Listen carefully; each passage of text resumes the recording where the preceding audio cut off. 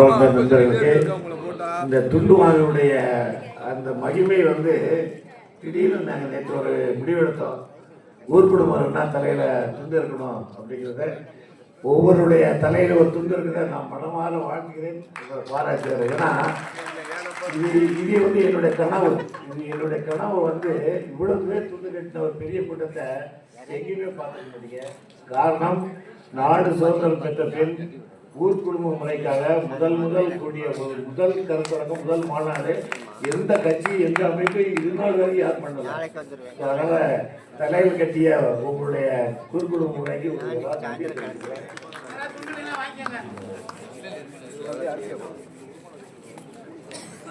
அனைவருக்கும் நம்முடைய அடையாளத்தை மீண்டும் வெளிப்படுத்த நன்றி.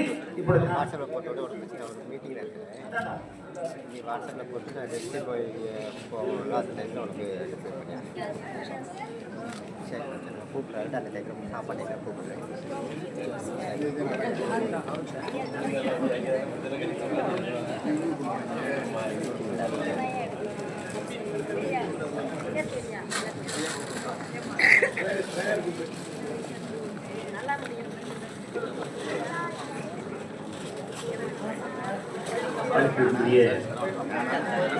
இந்த ஊர் குடும்ப முறை ஒரு அருமையான கருத்தரங்கிற்கு வருகிறது. நம்முடைய முதல் வழிபாடு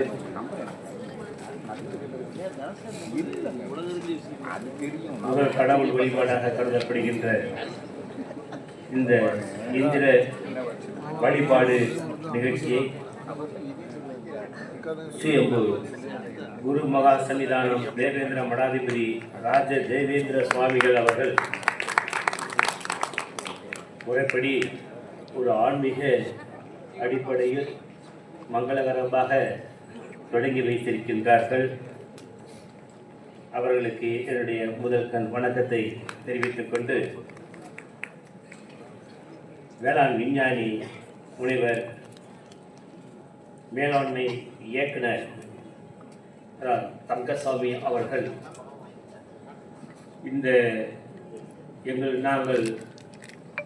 எங்களை இந்த களத்திற்கு கொண்டு வந்த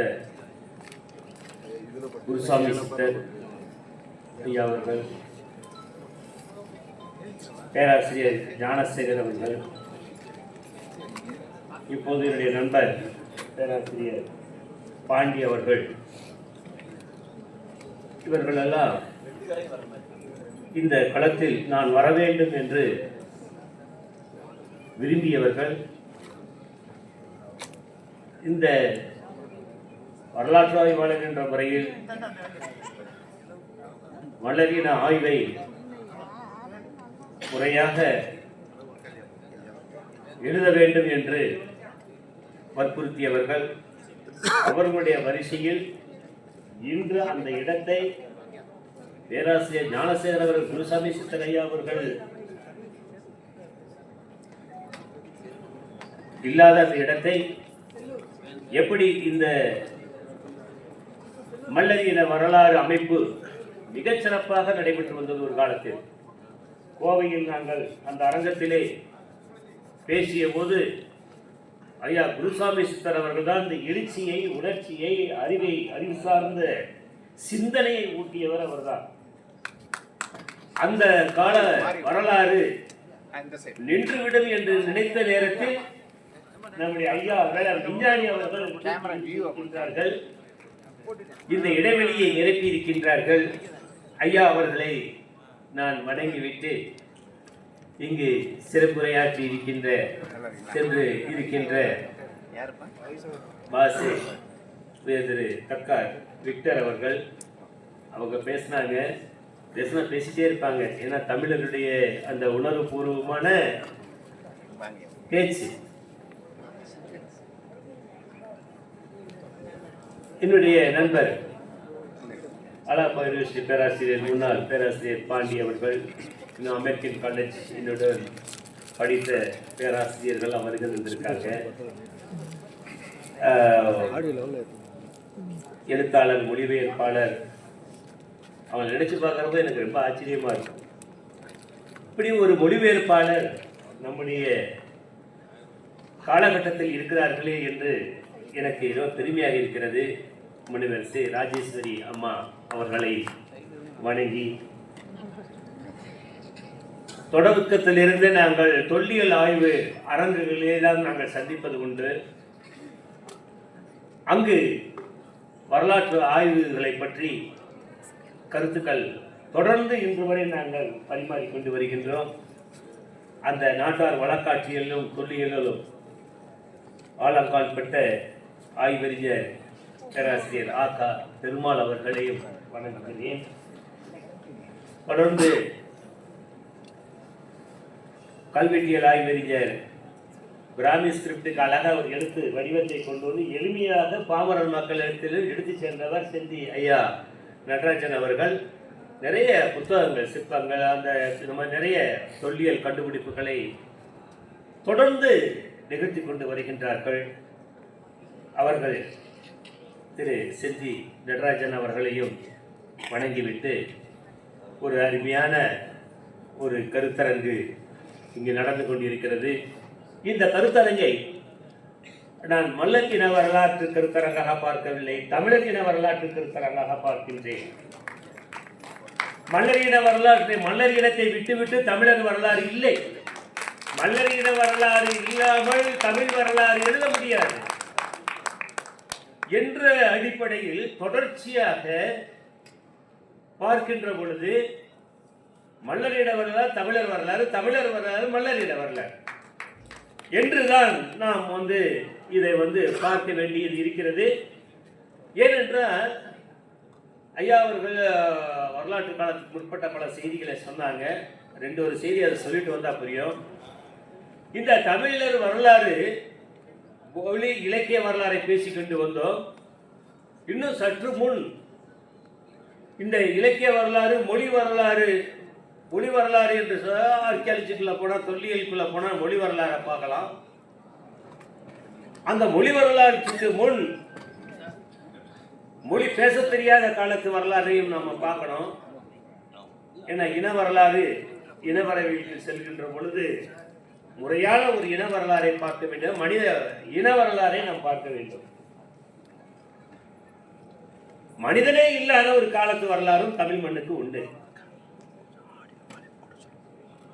அப்படி பார்க்கிற பொழுது இந்த தமிழ் மண் பற்றிய ஆராய்ச்சிகளில் ஈடுபட்டோம்னா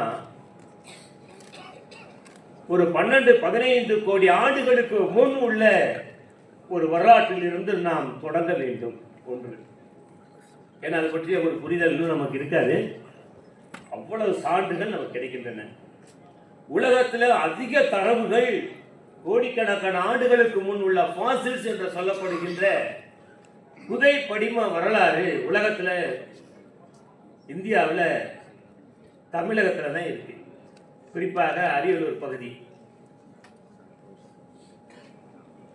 அது உயிரின வரலாறு எப்படி தோன்றியது என்று அப்படி பார்க்கிற பொழுது அங்க மனித இனமே கிடையாது. மனித இனமே இல்லாத ஆயிரக்கணக்கான லட்சக்கணக்கான உயிர் புதை படிமங்கள் நம்ம கிட்ட கிடைக்குது. உலகமே ஆய்வு செய்கின்ற ஒரு களமாக அரியலூர் திகழ்கிறது.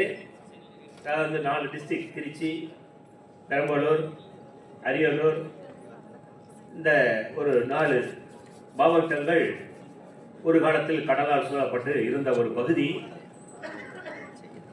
ஆக மனிதனே இல்லாத ஒரு வரலாற்று காலத்திற்கு பிறகு படிப்படியாக டார்வினுடைய தியரிப்படி மனித இன வரலாறு படிப்படியாக ஓரறிவு, ஈரறிவியல் என்று தொல்காப்பியர் ஒரு மிகப்பெரிய சயின்டிஸ்டுகள்.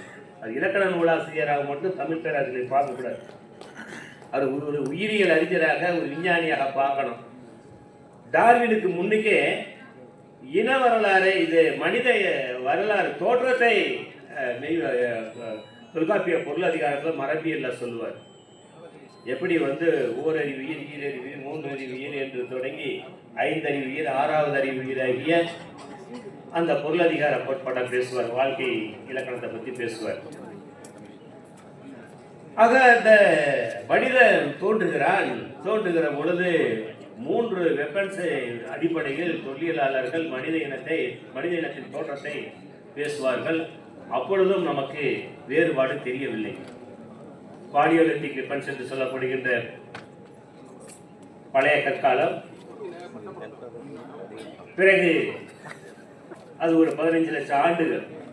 ஆக முதலில் மனிதன் கையில் எடுத்த கல்லாயுதம் மனித இன வரலாறு தொடங்குகிறது. இடைக்காலம் மைக்ரோலித்திக் வெப்பன்ஸ் என்று சொல்லப்படுகின்ற ஒரு 2 லட்சம் ஆண்டுகளுக்கு முற்பட்ட ஒரு வரலாறு. பிறகு படிப்படியாக சில முன்னேற்றங்கள், சில கண்டுபிடிப்புகள் மூலமாக இந்த மனித இனம் சற்று முன்னேறுகிறது. மற்ற விலங்குகளிலிருந்து வேறுபட்ட முயற்சியினால், புதிய கண்டுபிடிப்புகளினால், ஏன்னா புதிய கண்டுபிடிப்புகளால் தான் இன்று நாம் உயர்ந்து விளங்குகிறோம். ஆக புதிய கற்காலம் என்று சொல்லப்படுகின்ற நியோலித்திக் வெப்பன்ஸ் ஒரு 50,000 ஆண்டுகளுக்கு முன்,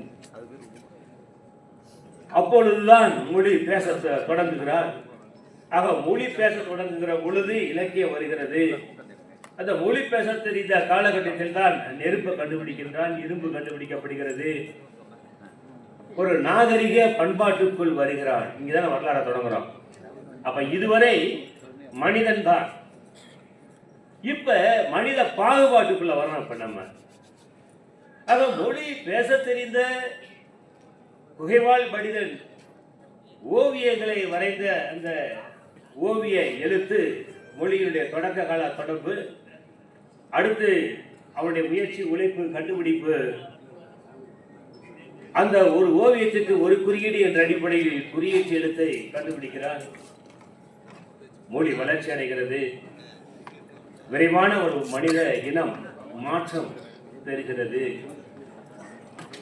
அடுத்து கருத்தெழுத்து வளர்ச்சியிலிருந்து ஒளி எழுத்து வடிவம் வருகிறது.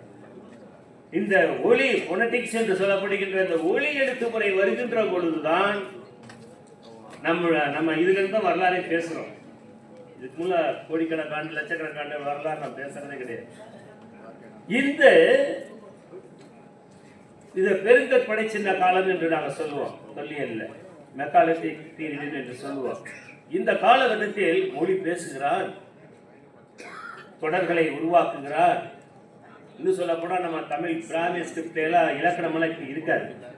வேற்றுமை உருவம் இதெல்லாம் எதுவுமே இருக்காது. பேசுற மாதிரி எழுதிப்பான். இலக்கண வரம்புக்குள்ள அது இருக்காது. நம்ம தொடக்க கால மொழியில் தமிழ் பிராமின்னு சொல்றோம் இல்லையா? ஆக மொழி பேச தெரிந்த இந்த காலகட்டத்தை எப்பயோ ஓர் இனமாகத்தான் நாம் இருந்தோம். ஒரு மனித இனமாகத்தான் தமிழகம் இருந்தது. எந்த வேறுபாடும் தெரியல. வடக்கு, தெற்கு, மேற்கு, கிழக்கு ஒரே ஒரு ஸ்கிரிப்ட் தான். எங்க தோன்றாலும் தொல்லியல்ல கிராப்டி மார்க்ஸ் தான் கிடைக்கும். ஆக இந்த கிராப்டி மார்க்ஸினுடைய வளர்ச்சி நான் இந்த கோட்டெழுத்துன்னு சொல்லுவாங்க. 2 கோடுகள்ல மனிதனுடைய அடுத்த கண்டுபிடிப்பாக மொழி எழுத்து வடிவத்துக்கு வர்றான்.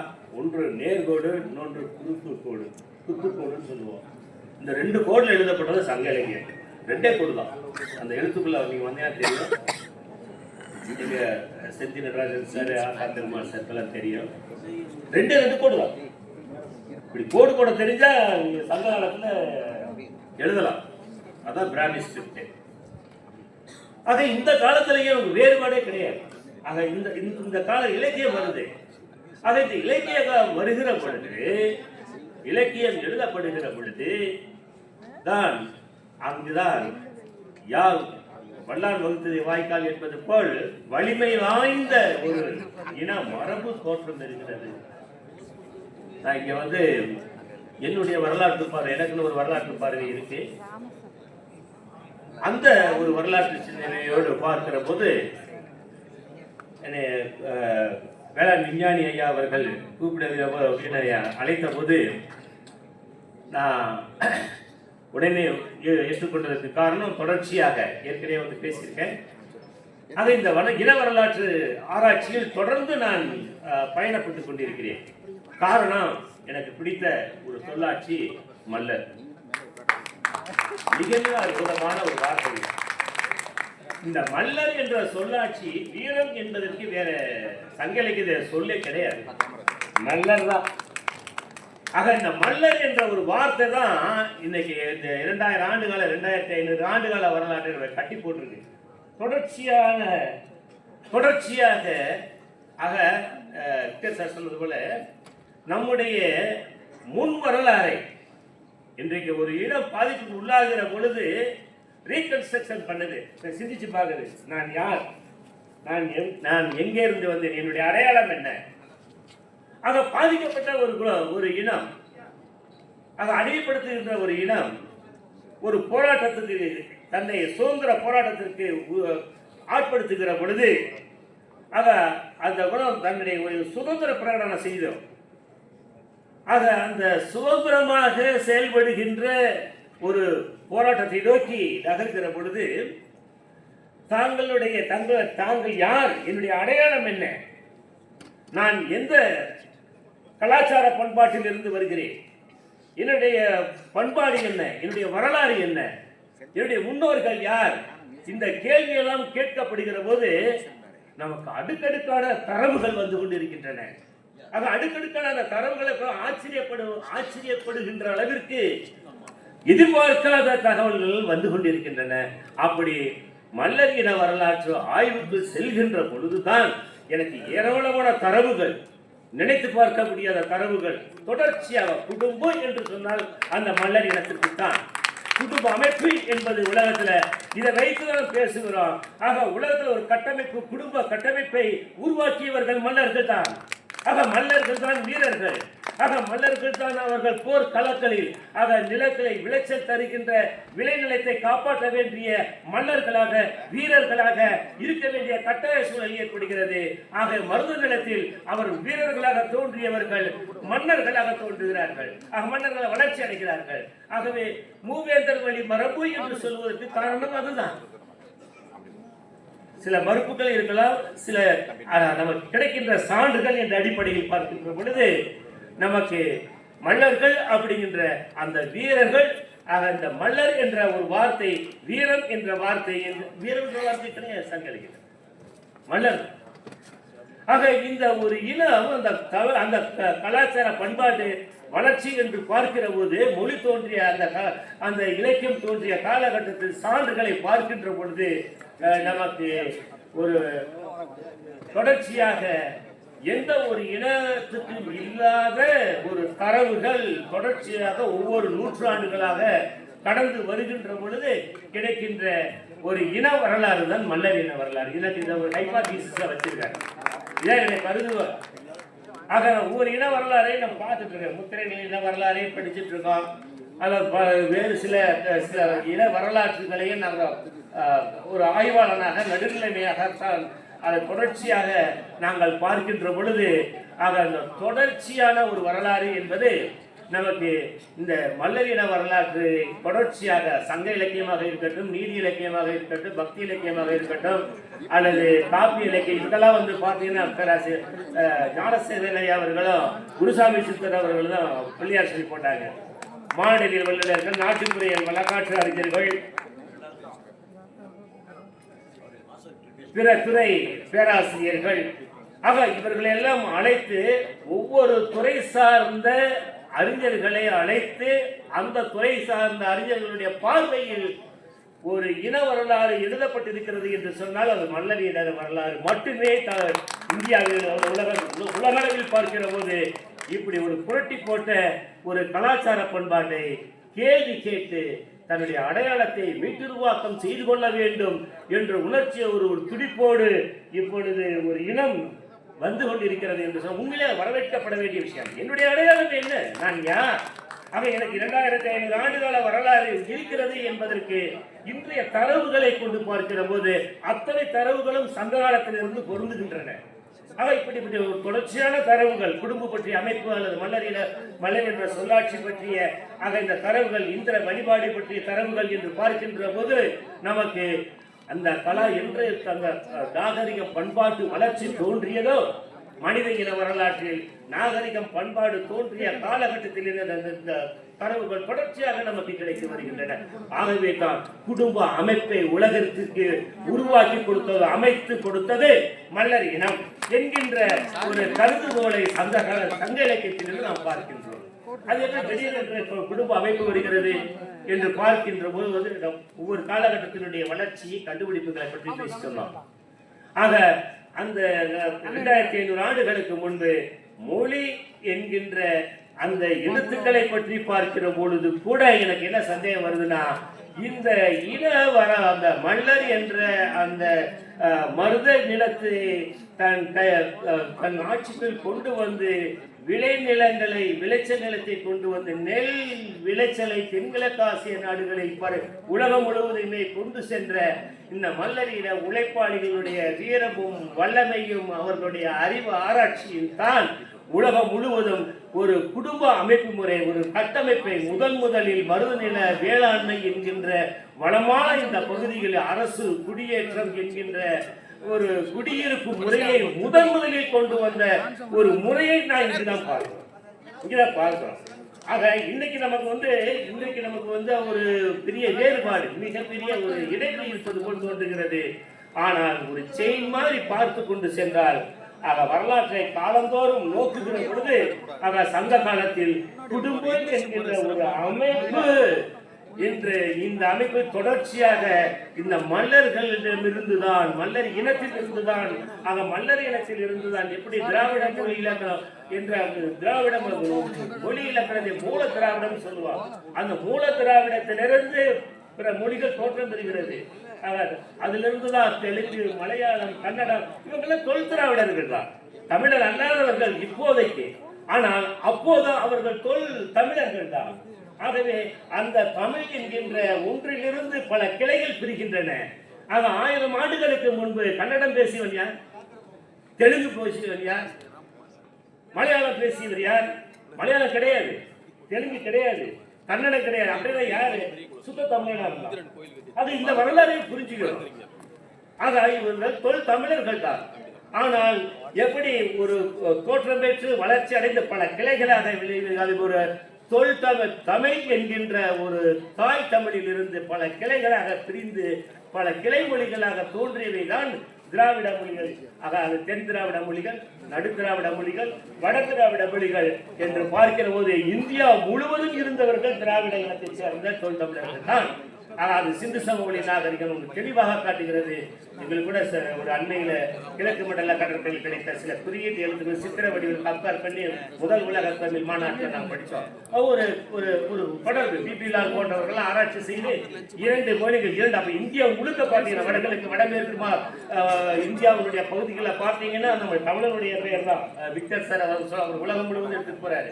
ஆக இந்தியா முழுவதும் பார்க்கிற பொழுது ஆக வங்காள விரிகுடா, அரபிக்கடல், இந்திய பெருங்கடல், இமயமலை வரைக்கும் வாழ்ந்து ஒரு இனம் தொடக்க இனம் வந்து அது இந்திய இனம், அது தமிழ் இனமாகத்தான் இருப்பது. அதை அங்கிருந்து நம்ம பார்க்க முடிகிறது. அப்படி பார்க்கிற போது நாம தொடக்க கால இனம் என்று பார்க்கிற போது அது தமிழர்களுடைய ஆரிஜினாக மல்லர் இனத்தை நான் பார்க்கின்றேன். ஆக வரலாற்றை மீட்டு இன்று நாம சிந்திச்சு பார்க்கிறோம். ஆக இந்த வரலாற்று ரீதியாக பார்க்கிற போது வரலாற்றை ஆராய்வதிலும் அந்த மல்லர் இனம் போல் வேறு எந்த இனமும் உணர்வு பூர்வமாகவும் ஒரு அறிவுபூர்வமாகவும் ஈடுபட்டதில்லை.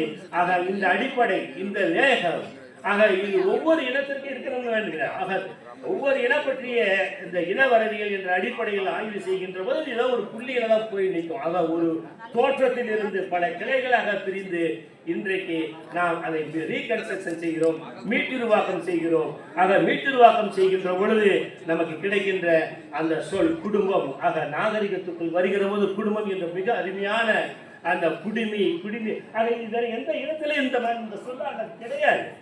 ஆக குடும்ப அமைப்பினுடைய பல்வேறு சொற்களை பார்க்கிற போது அது இங்கே இந்த மருதநிலமாகிய இந்த மருதநில மக்களுடைய வளர்ச்சி, அந்த நெல் பயிரிடுதல் என்பது எந்த இடத்துக்கு இருக்கு. ஆனா தொடர்ச்சியான ஒரு வரலாறு ஆரிஜின் என்று பார்க்கிற பொழுது நமக்கு வந்து இந்த குடும்பி என்று சொல்லப்படுகின்ற குடிமி, குடும்பர், குடும்பிகள், குடும்பியர், குடும்பன், குடும்பனார் குடும்பிச்சி என்று சொல்லப்படுகின்ற இந்த குடும்ப அமைப்பை உருவாக்கியவர்கள். ஒரு மருத நிலம் வருகிற போது வளமான பகுதியை அவர்கள் கைப்பற்றுகின்ற பொழுது அல்லது நீர் வளத்தை புரிந்து கொள்கின்ற பொழுது ஆக வறட்சியில் இருந்து தங்களை காத்துக் கொள்வதற்கு நீர் அவசியம் என்பதை புரிந்து கொண்ட ஒரு இனம்.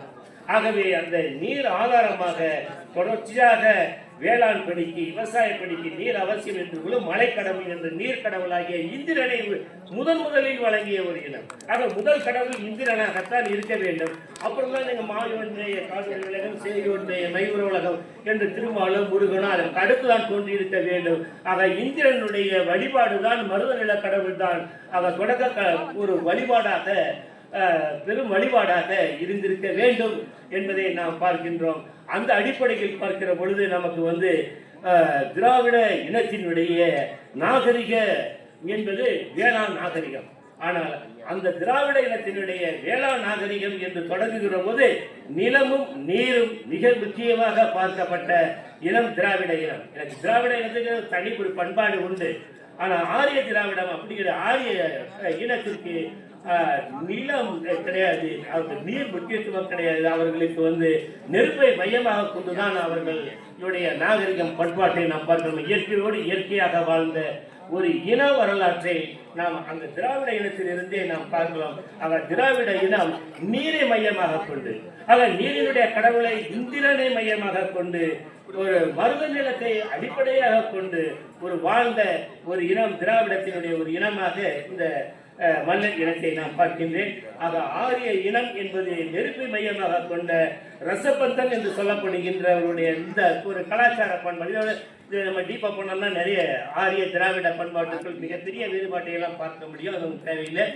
ஆக வேளாளர்களுக்கு தொழில் செய்வதற்காக தேவேந்திரனால் படைக்கப்பட்டவர் தான் பண்ணார் என்கின்ற இந்த மித்து ரொம்ப மிக முக்கியம். ஒரு வரலாற்று எழுதுவதற்கு, ஒரு வரலாற்றை சோர்சஸ் ஒரு தரவுகளாக கொள்வதற்கு கதைகள் முக்கியம்.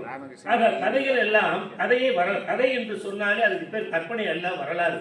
ஆக அந்த கதைக்குள் போய் வெங்காயத்தை உரிப்பது போன்று நம்ம அந்த தோல் உரித்துக் கொண்டு சென்றால் கடைசி உண்மை வெளிப்படும். ஆக அந்த உண்மை வரலாறு என்று பார்க்கின்ற பொழுதுதான் அங்கிருந்து அந்த கதைக்குள் சொந்த கதைத்தல் சொல்லுவாங்க. ஆக அந்த கதைக்குள் சொல்லுகிற அந்த மித்து இருக்க பழைய மித், அந்த மித்து கிட்டத்தட்ட மல்லர் இனத்திற்கு தேவேந்திர இந்திரனை பற்றிய பல மித்துகள், பல தொடர் கதைகள் இருக்கு. அந்த தொடக்க கதைகள் என்பது வரலாற்றினுடைய அடிப்படையாக அமைகிறது. அது மருத நில மக்களுடைய நாகரிக பண்பாட்டை தெளிவுபடுத்துகின்ற அல்லது வாழ்ந்த ஒரு மனித குலத்தினுடைய தேவேந்திர குல வேளாளர்களுடைய ஒரு வரலாறாக பார்க்கின்றோம். ஆக அந்த வரலாறு வீரர்கள் தான் பின்னாடி மன்னர்களாக கோட்டைகள் கட்டி, கட்டிடங்கள் கட்டி, கோட்டைகள் கட்டி அவர் வாழ்கிறார்கள். ஆக மன்னர்களாக வாழ்வதற்கு குடும்ப அமைப்பு மிக முக்கியமானது. ஆக இந்த குடும்ப அமைப்பு தான் குடும்பம் என்கின்ற இந்த அமைப்பை உருவாக்கியவர்கள் இந்த வேளாண் நிலத்தில், மருத நிலத்தில், இந்த நீர் நிலத்தில் இந்த நீரை வேளாண்மையை வெள்ளத்தை தடுத்து ஆட்கொண்டு அது அணைகள் கட்டி கால்வாய்களை பெருக்கி இந்த நீரை தேக்கி சேமித்து நீரின் மூலமாக விவசாயத்தை கண்டுபிடித்து நெல் விளைச்சலை கண்டுபிடித்து உலகிற்கு அறிவித்த ஒரு இனம் மல்லர் இனம் என்பதை நமக்கு இலக்கிய வழியாக ஏராளமான சான்றுகள் நமக்கு தெளிவாக கிடைக்கின்றது.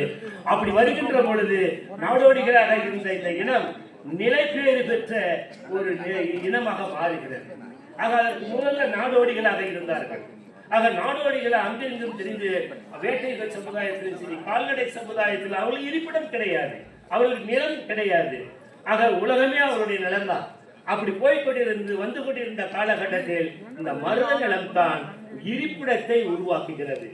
அது இருப்பிடத்தை உருவாக்குவதற்கு அந்த தண்ணீர் இருக்கிறது, வேளாண்மை செய்கின்றார்கள். ஆக பயிரை கற்றுக்கொள்கிறார்கள், நெல் விளைச்சலை கற்றுக்கொள்கிறார்கள். ஆக இந்த நெல் விளைச்சல் பெரும்பாலான உலக நாடுகளுக்கு, ஆஸ்திரேலியா வரை இவர்கள் எடுத்து சென்றவர்கள்.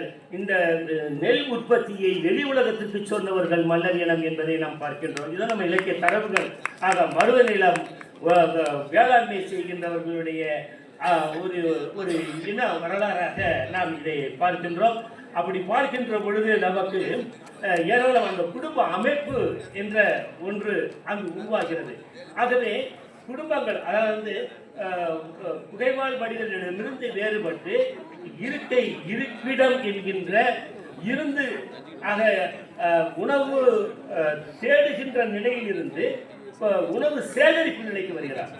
ஆக உணவு உற்பத்தி செய்கின்ற உணவு சேகரிப்பு நிலைதான் மருத நிலம். ஆக இந்த மருத நிலத்தை முழுமையாக புரிந்து கொண்டு ஆட்சி செய்தவர்கள், கைப்பற்றியவர்கள் அல்லது ஆளுமையாக இருந்தவர்கள் அங்கு இந்த மல்லரியின வேளாண்மை செய்கின்ற நெல் என்கின்ற ஒரு விவசாயத்தை முறையாக தொடர்ச்சியாக நமக்கு கிடைக்கிற 2500-3000 ஆண்டுகளாக ஒரு தொழிலை செய்து கொண்டு வருகின்ற ஒரு இனம் என்று சொன்னால் அது குடும்ப அமைப்பிலிருந்து வருகின்ற நெல் விளைச்சலை கொண்டு வந்த ஒரு இனம் மன்னர் இனம்.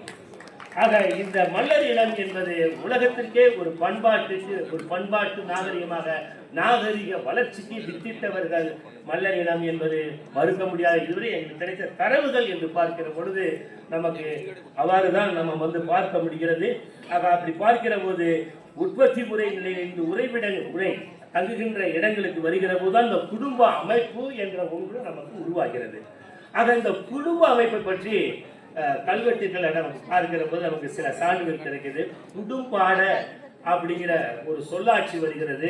ஏனென்றால் தரவு என்று பார்க்கிற போது நமக்கு தரவு தான் பேசும், வரலாற்றை எழுதுவதற்கு கண்ணாமலாம் பேச முடியாது. ஆக வரலாற்று தரவுகள் கல்வெட்டு என்ன சொல்லுது? குடும்பாட ஆக உழு குடி பணி செய்ய என்று பேராசிரியர் சுப்புராயல் அவர்கள் தங்களுடைய தமிழ் கல்வெட்டு அகராதியில் பதிவு செய்கிறார். ஆக குடும்பாட உழு குடி பணி செய்ய, அப்ப உழு குடி என்கின்ற விவசாய பணி செய்த ஒரு இனம் இந்த மல்லரி இனத்தை தான் நாம் பார்க்கின்றோம். குடும்பிய என்ற சொல்லுக்கு கல்வெட்டில் உழு குடிகள் என்று சொல்லப்படுகிறது.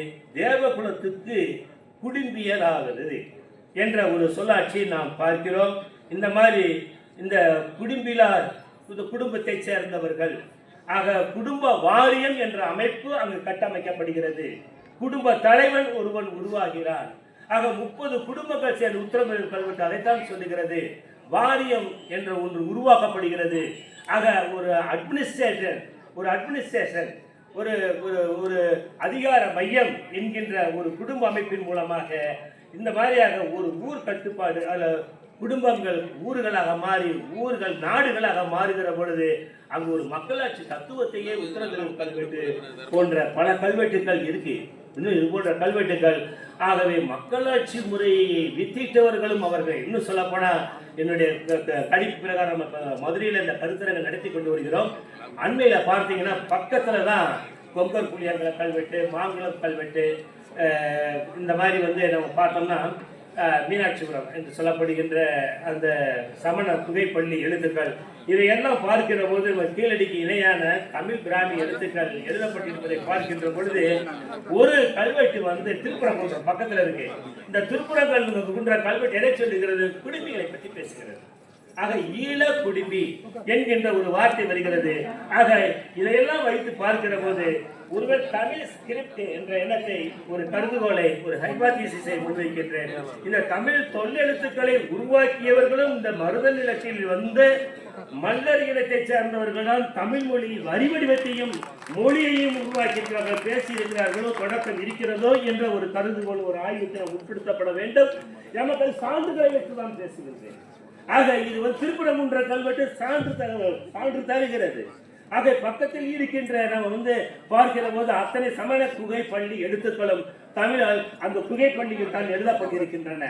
ஆக அந்த குகை பள்ளி எழுத்துக்கள் பார்க்கின்ற போது தொடக்க சங்க இலக்கியங்கள் எழுதப்பட்ட அந்த எழுத்துக்கள் பார்க்கின்ற பொழுது நமக்கு இந்த சான்றுகள் எல்லாம் நமக்கு கிடைக்கப்பெறுகிறது. ஆகவே இந்த பகுதியானது இதே நிறைய விஷயம் பள்ளி என்று சொல்லுகின்ற போது உளவு தொழில் மேற்கொண்ட ஒரு சாதி இனம் என்று நாம் பார்க்கின்றோம்.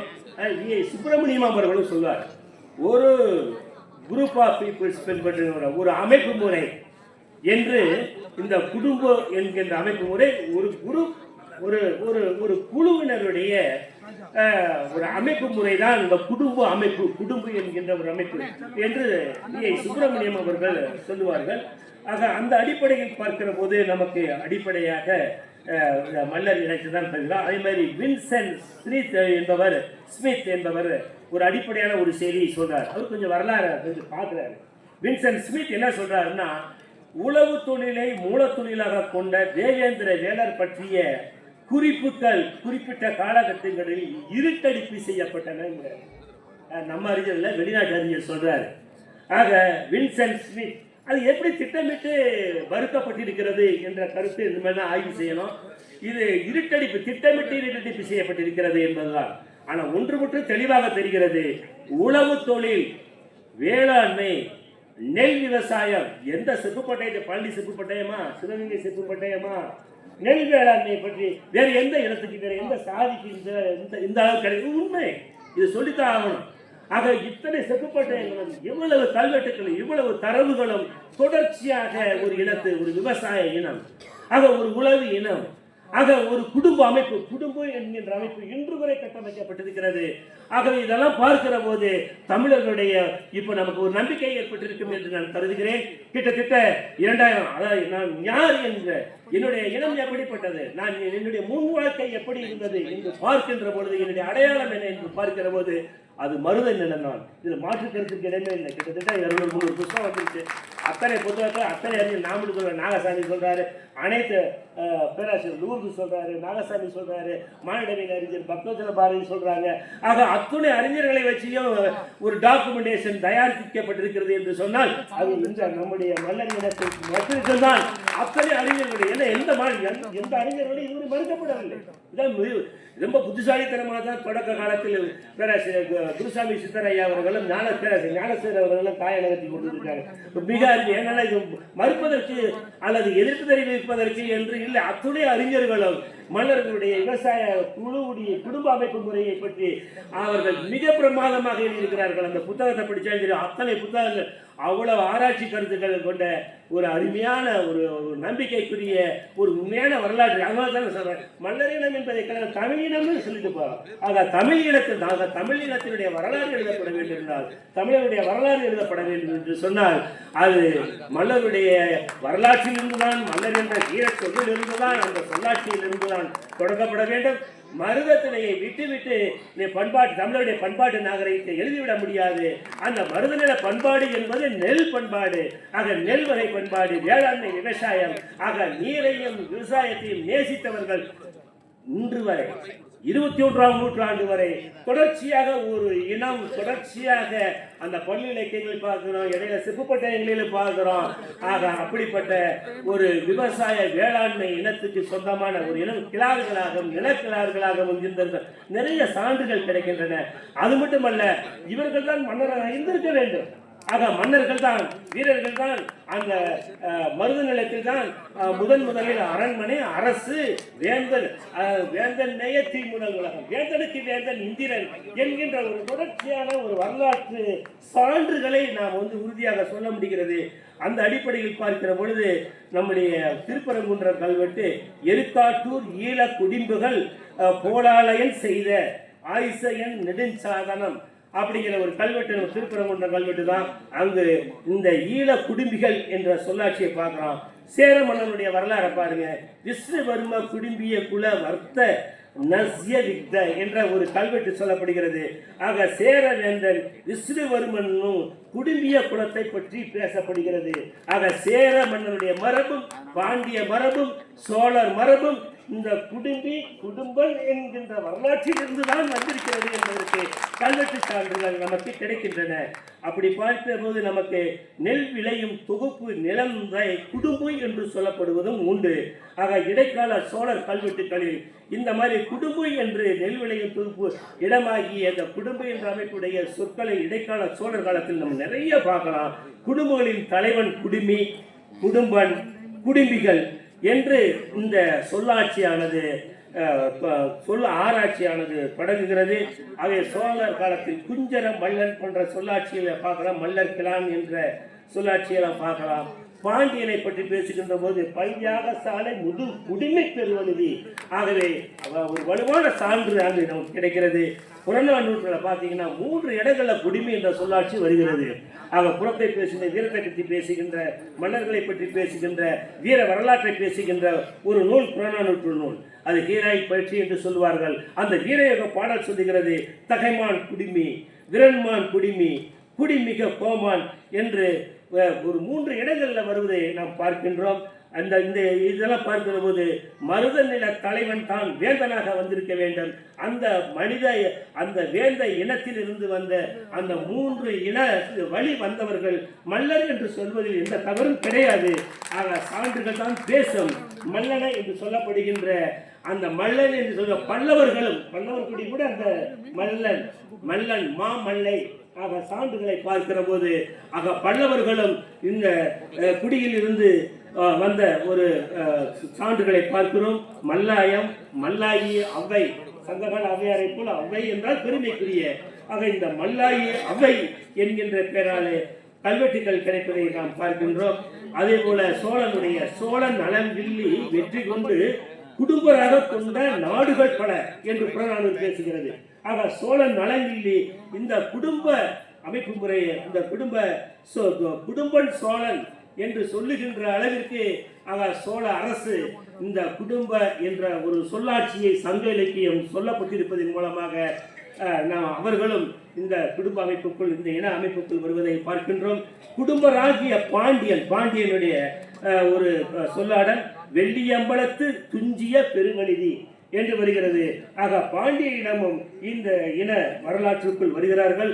ஆக இதே போன்று மன்னர் இளந்தரையன் என்று தேவேந்திர குல வேளாளர்களுடைய பட்டப்பெயர் குடும்பன் குடும்பி என்றாகிறது. இதெல்லாம் சேரர்களுக்கும் சோழர்களுக்கும் பாண்டியர்களுக்கும் பொருந்துகிறது. அந்த வரலாற்று அடிப்படையில் பார்க்கிறது. இதை வைத்துக் கொண்டுதான் மூவேந்தர் வழி வந்தவர்கள் என்று சொல்லுவதற்கு இந்த சான்று கிடைக்கிறது. உண்மை வரலாறை சொல்வதில் எந்த ஒரு இல்லை. குடும்ப நிலத்தை சேர்ந்த சிங்கன் இன்னொரு பார்த்தீங்கன்னா கொங்கு நாட்டு வரலாற்றில் வேறு சில பிற்காலத்து அந்த இடைக்கால சோழர்கள் வீரராஜேந்திரன் வீர சோழனுடைய காலத்து கல்வெட்டுகளில் பல குடும்பர்கள் பற்றிய செய்திகள் வருகிறது.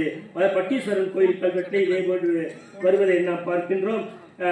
பல கல்வெட்டுகள் இதை பற்றி பேசுவதை நாம் பார்க்கிறோம். இந்த மாதிரி அதே மாதிரி நீரோடு தொடர்புடையவர்கள் காலாடி, கால்வாய், ஆக நீர் வேளாண்மை, ஆக நீரை அதை தடுத்து வெள்ளாண்மை செய்தவர்கள். ஆக வெள்ளத்தை தடுத்து, வெள்ளம் என்று சொன்னால் தண்ணிங்கிற வார்த்தை சங்க காலத்தில் இல்லை, தண்ணிங்கிற வார்த்தை கிடையாது, வெள்ளம் தான் தமிழ். ஆனால் இந்த வெள்ளம்ன்ற சொல்லாட்சி நீங்க மலையாளத்தில் இருக்கு. ஆனால் நீங்க மலையாளின்னு சொல்றோம் அவங்க. ஆனால் 12ஆம் நூற்றாண்டுக்கு முன்பு அவர்கள் தமிழர்கள் தான். ஆக வெள்ளம் என்ற வார்த்தை அவர்களிடம் இருக்கிறது. ஆக வெள்ளத்தை தடுத்து ஆண்டவர்கள் மன்னர்கள். ஆக வெள்ளத்தை தடுத்து தேக்கி நீர்ப்பாசனத்தை கண்டுபிடித்து அந்த நீர்ப்பாசன முறையில் ஒரு பாசனம் தான் கால்வாயிலே ஒரு வகைதான் கால் என்ற வார்த்தையிலிருந்து வருகிறது காலாடி.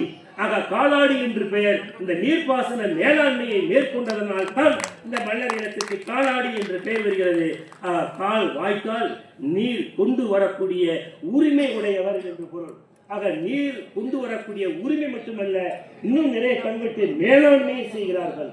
அந்த தேவிஸ்ரீ அணையாக இருக்கட்டும், சூழல் சில அந்த பண்டைய காலத்து டேம்ஸ் முழுக்க மேலாண்மை செய்தவர்கள், மேலாண்மை என்ற அந்த அதிகாரத்தில் இருந்து பார்த்து கொண்டவர்கள் இந்த மன்னர் இனத்தை சேர்ந்தவர்கள் என்பதை நாம் பார்க்கின்றோம். ஆக இங்கு குடும்ப வாரியம் என்றெல்லாம் உருவாக்கப்பட்டிருக்கிறது. ஆக தோட்ட வாரியம், ஏரி வாரியம் போல, கழனி வாரியம் போல இடைக்காலத்தில் குடும்ப வாரியம் என்ற ஒரு அருமையான வாரியம். ஆக இதை வைத்துக் கொண்டுதான் மக்களாட்சி தத்துவ முறையும் கொண்டு வந்தது. இங்கிருந்து குட ஓலை முறை நீங்க அழைப்புதலில் கூட நான் பார்த்தேன். உரிமை கொண்டாடலாம், அது கவலை கிடையாது. ஆகவே மக்களாட்சி தத்துவத்தை கொண்டு வந்தவர்கள் இந்த அடிப்படையில் பார்க்கிறது குடும்ப வாரியம் என்ற ஒரு வாரியத்தை பார்க்கின்றோம். அது வந்து குடிம்பிடு பாடகம் என்று சொல்லக்கூடிய வார்த்தைகள்லாம் வருகிறது. உத்தரமேறு கல்வெட்டு போல இன்னும் பல கல்வெட்டுக்கள் இந்த குடும்ப பற்றியும் இந்த ஓலைகளை பற்றியும் குடும்ப அமைப்பு முறையை பற்றியும் இந்த வாரியத்தை பற்றியும் பேசுகின்றன. 30 குடும்பத்துக்கு 30 வாரிய தேர்ந்தெடுக்கின்ற முதல் மக்களாட்சி முறை உலகத்தில் பார்த்தீங்கன்னா இந்த கல்வெட்டுக்களில் தான், நம்ம சோழர் கால கல்வெட்டுக்களில் தான் பார்க்க முடிகிறது. அப்படி பார்க்கிற போது முதல்ல இந்த மல்லர் என்ற வார்த்தை பள்ளன் கூத்தன் பள்ளன் கிளான் என்ற தொல்லியல் அறிஞர் கருணாகரன் தான் சொல்லுவாரு. ராஜராஜனுடைய கோவில் கல்வெட்டுக்கள்ல முதல் வார்த்தை 10ஆம் நூற்றாண்டுல வந்திருக்கிறதை நான் பார்க்கிறோம். இதுல ஒரே ஒரு விஷயம், இன்னொரு விஷயம், காந்தி கிராம பல்கலைக்கழக பேராசிரியர் பிச்சை அவர்கள் சொல்லுவார்கள், ஒக்கலிகர் வேளாள இனம். ஆக நாங்களாம் விவசாய இனத்தை சேர்ந்தவர்கள் தான். அது ரே ஒக்கலு கல்லிகள் ஒக்கலு என்று சொல்லுவார். மல்லர் பிரிவை சேர்ந்த ஒரு கரையாளர் அப்படின்னு பார்க்கிற போது மல்லர் ஒக்கலிகள் வேறு வேறு அல்ல என்கின்ற ஒரு கருத்தை சொல்றதுல ஒன்றும் தவறு எதுவும் கிடையாது. ஆக இந்த கம்பேரிட்டிவ் ஒப்பீடு ரிசர்ச்சுக்குள்ள போற போது இன்னும் பல இனத்தையும் நாம் வந்து இணைத்து கொண்டு வர முடியும். அப்படி பார்க்கிற போது பழமையை மீட்டெடுக்க வேண்டும். முதல் தெய்வமாக இந்திர வழிபாடு இருந்திருக்கிறது. தமிழ் நாகரிகத்தையும் பண்பாட்டையும் அடையாளப்படுத்திய இந்த மல்லர் இனம் என்கின்ற ஒரு மிகப்பெரிய ஒரு வரலாற்று இனம். அண்மை காலத்து வரலாற்றை கூட நாம் பார்க்கலாம். வீரபாண்டிய கட்டபொம்மனுடைய அல்லது புலித்தேவனுடைய படைப்பிரிவில் இந்த மாதிரி பார்க்கிற போது பாளையத்திலும் ஆங்கிலேயர்களை எதிர்த்து போராடிய அந்த வீரயுக காலத்து மல்லர்களை போல் அண்மை காலம் வரைக்கும் சுதந்திர போராட்ட காலத்தில் பாளையர்களில் கட்டபொம்மனுக்கு அணுக்கமாக இருந்து போராடிய குடும்பங்களை பார்க்கிறோம். முத்து குடும்பன் அந்த ஸ்ரீவைகுண்ட கொள்ளையில் கொல்லப்படுகிறார். அவர் வீரத்தோடு போராடி மாண்ட ஒரு வரலாற்றை கட்டபொம்மன் கதைப்பாடல் வெளிப்படுத்துவதை பார்க்கலாம். அதே போல பல அடுக்கு நிலைகளை கொண்ட படைவீரர்களை கொண்ட கட்டபொம்மனுடைய படையில் காவல் படை, அந்த வாயில் காவல் படை தலைவராக இருந்தவர் சுந்தரலிங்க குடும்பனார். அந்த சுந்தரலிங்க குடும்பனாரும் முறைப்பெண் வடிவுடன் சேர்ந்து முதல் மனித வெடிகுண்டு என்று சொல்லலாம். ஆக அவர்களும் அந்த மண்ணிற்காக, அந்த பாஞ்சாலம் குறிச்சிக்காக தங்களை தியாகம் செய்த அந்த ஒரு வரலாற்றை தொடர்ச்சியாக பார்க்கலாம். புலித்தேவனுடைய படைப்பிரிவில் பார்க்கிறது வெண்ணி காலாடி குடும்பனார் என்பதை பார்க்கின்றோம். இப்படி தொடர்ச்சியாக பார்க்கிற போது பிரமிப்பாக இருக்கிறது. தொடர்ச்சியாக ஒவ்வொரு நூற்றாண்டு தோறும், ஒவ்வொரு இலக்கியங்கள் தோறும் நமக்கு இந்த வீர மல்லர் வேளாளர் விவசாய குடியை சார்ந்த அந்த மன்னர் குலத்தை சேர்ந்த அல்லது மக்களாட்சி தத்துவத்தை கொடுத்த ஒரு தொடர்ச்சியான ஒரு இன வரலாற்றை தொடர்ந்து போராடி தங்களுடைய அடையாளத்தை தேடுகின்ற முயற்சியில் அறிஞர்களை கொண்டு, ஆராய்ச்சியாளர்களை கொண்டு, பல்துறை அறிஞர்களை கொண்டு தேடி ஒரு புதிய ஒரு சகாப்தத்தை உருவாக்கி கொண்டிருக்கின்ற ஒரு இனம் மல்லர் இனம் மட்டுமே. ஆகவே இந்த இனத்தினுடைய வரலாறு நாங்கள்லாம் பார்க்கிற போது இது தமிழருடைய இனமாகத்தான் பார்க்கின்றோம். அப்படிப்பட்ட ஒரு இன வரலாறு என்பது இந்த எங்களுடைய ஆராய்ச்சியில் கல்வெட்டு தொல்லியல் மற்றும் பல்துறை ஆராய்ச்சியின் மூலம் ஒரு உண்மையான வரலாறு வென்றெடுப்பது தமிழுக்கு பெருமை, தமிழ்நாட்டுக்கு பெருமை, தமிழனுக்கு பெருமை என்று கூறிக்கொண்டு வாய்ப்புக்கு நன்றி கூறி விடைபெற்றுக் கொள்கின்றேன். நன்றி.